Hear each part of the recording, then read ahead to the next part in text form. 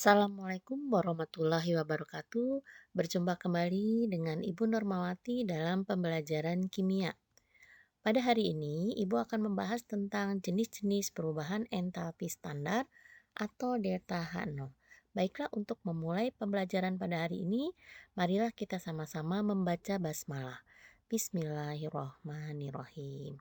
Baik, pada pertemuan sebelumnya atau pada video pembelajaran sebelumnya, Ibu sudah terangkan tentang persamaan termokimia dan contoh soalnya. Apa itu persamaan termokimia? Persamaan termokimia adalah persamaan yang menunjukkan zat-zat yang bereaksi dengan zat-zat hasil reaksi yang dilengkapi dengan data hanya atau yang dilengkapi dengan perubahan entalpinya. Jadi jika ada reaksi yang dilengkapi dengan delta H itu termasuk dalam persamaan termokimia. Sebelumnya juga Ibu sudah menjelaskan apa itu perubahan entalpi. Perubahan entalpi adalah banyaknya kalor yang terkandung dalam suatu zat pada suhu dan tekanan yang sama. Nah, hari ini Ibu akan menjelaskan tentang apa saja perubahan entalpi standar, ya.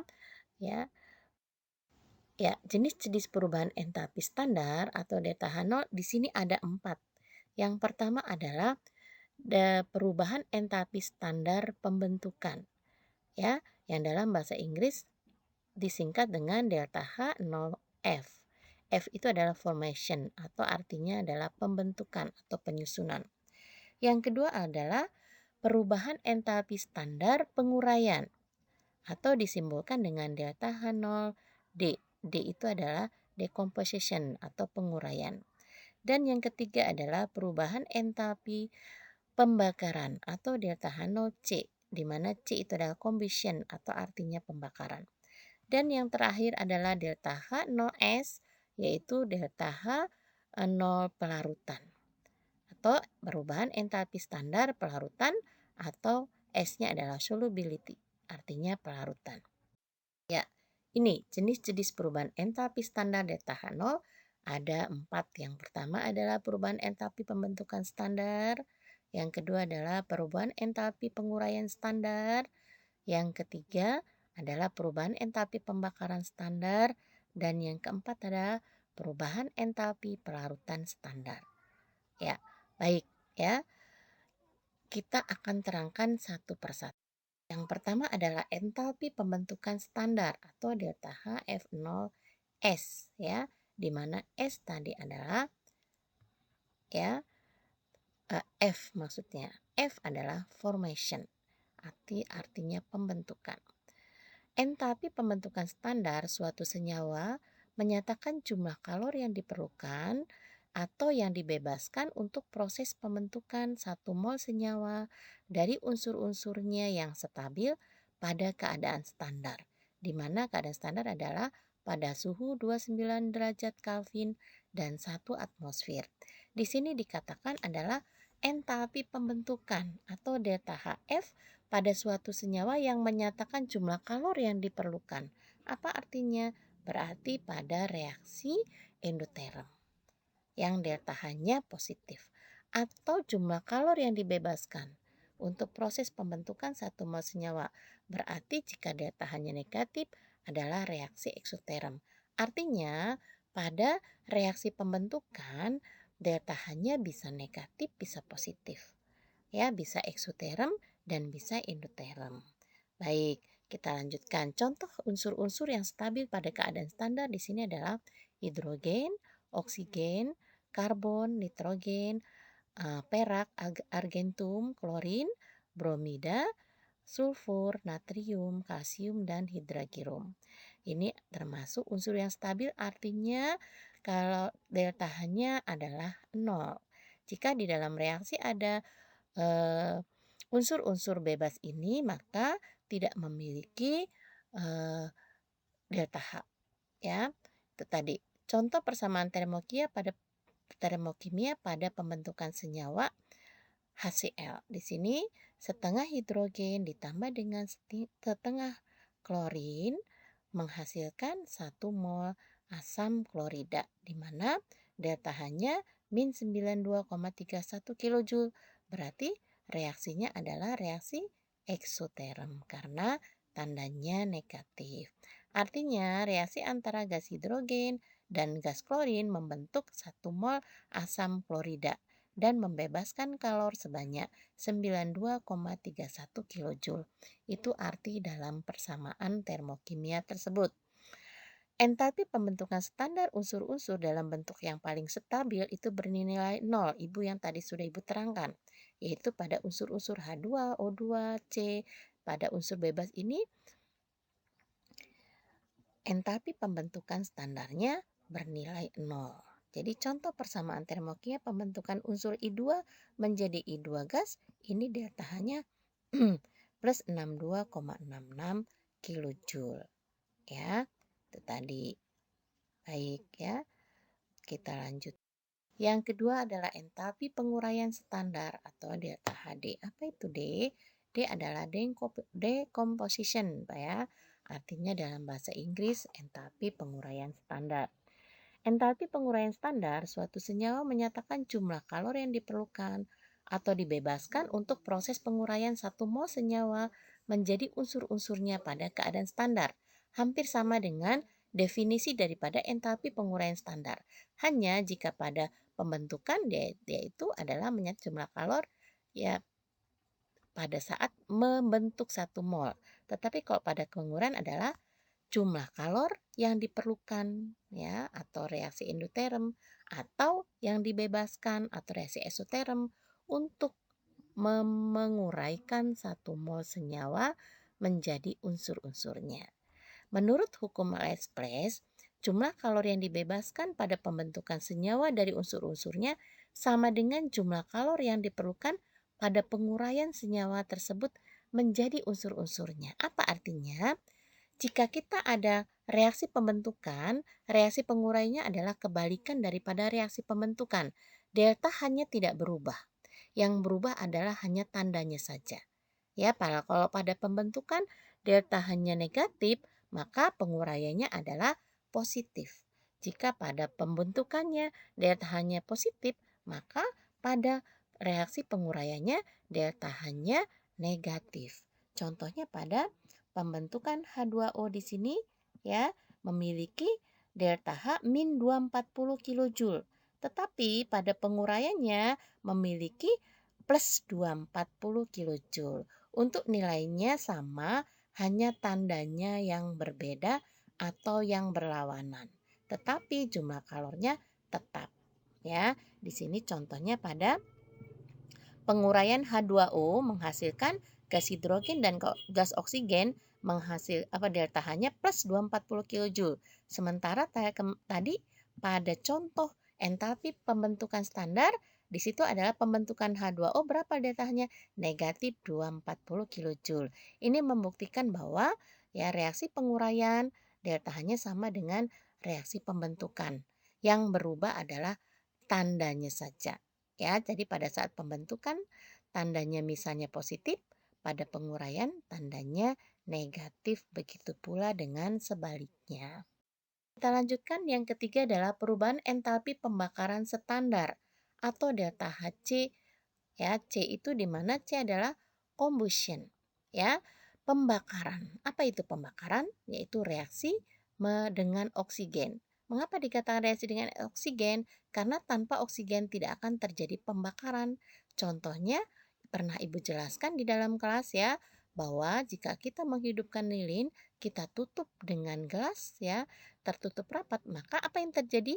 Lilin tersebut akan mati. Itu menandakan bahwa reaksi pembakaran akan terjadi jika ada O2-nya. Jadi semua reaksi dengan O2 itu bisa disebut reaksi pembakaran.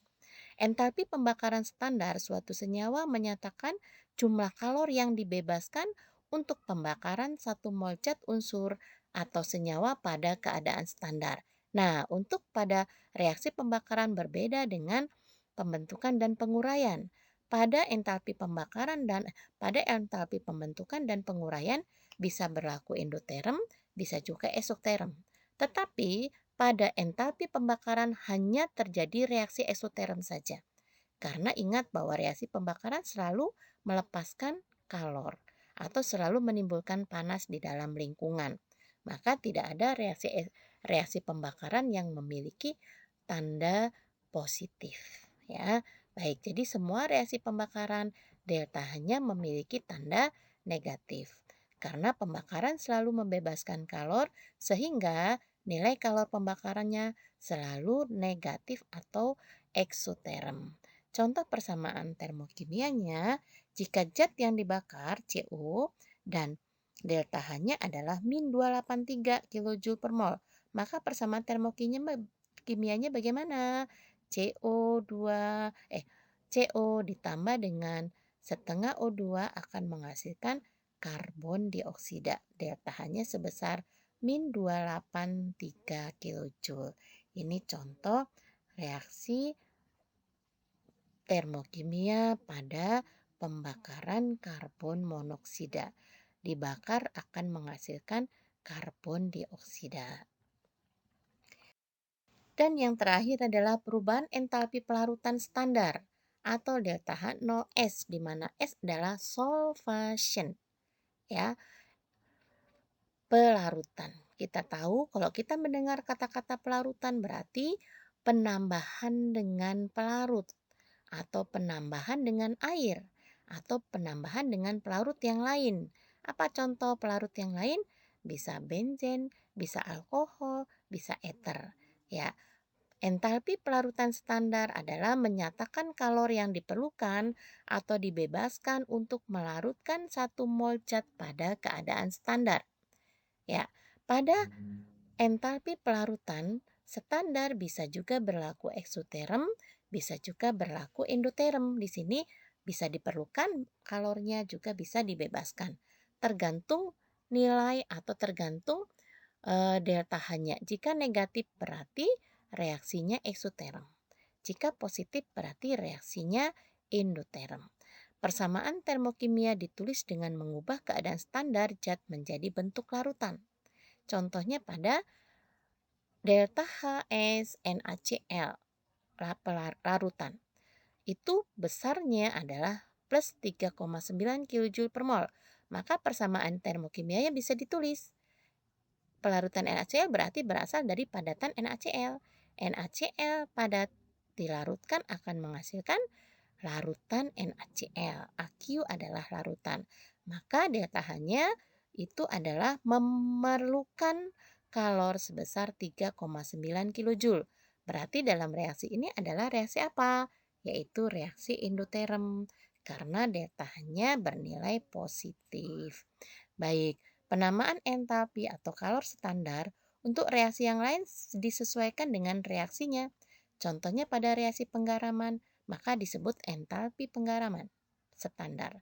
Contohnya pada reaksi penguapan disebut entalpi atau kalor penguapan standar. Maka yang Ibu berikan atau jelaskan contohnya yaitu salah satu pada perubahan entalpi pelarutan. Ya, baik. Jadi mudah-mudahan dengan Ibu menjelaskan 4 jenis perubahan entalpi standar dapat anak-anak dapat memahaminya. Dan jika bertemu dengan reaksi pelarutan atau reaksi penggaraman, tetap sama caranya menuliskan persamaan termokimia dan mengartikan arti daripada persamaan termokimia tersebut. Berapa delta H-nya. Ya, itu yang dapat Ibu jelaskan. Ibu akan berikan contoh soalnya di sini. Di sini contoh soalnya perubahan entalpi pembentukan H2O cair adalah min 285,8 kJ per mol. Bagaimana reaksinya? Ingat, pembentukan berarti dari yang banyak menjadi sedikit. Ingat kita tahu bahwa air atau H2O adalah berasal dari hidrogen dan oksigen. Berarti reaksinya adalah hidrogen ditambah oksigen akan menghasilkan H2O. Di mana harus kita sesuaikan koefisiennya. Kalau perubahan entalpi pembentukan standar berarti uap air yang dihasilkan adalah 1 mol. Ya, baik kita tulis reaksinya. Ya, yaitu hidrogen ditambah setengah oksigen akan menghasilkan H2O cair. Delta H pembentukan standarnya adalah min 285,85 kJ. Ya, ini reaksi daripada contoh soal di atas. Mudah-mudahan jika anak-anak bertemu dengan contoh soal yang lain dapat mengerjakan dengan baik.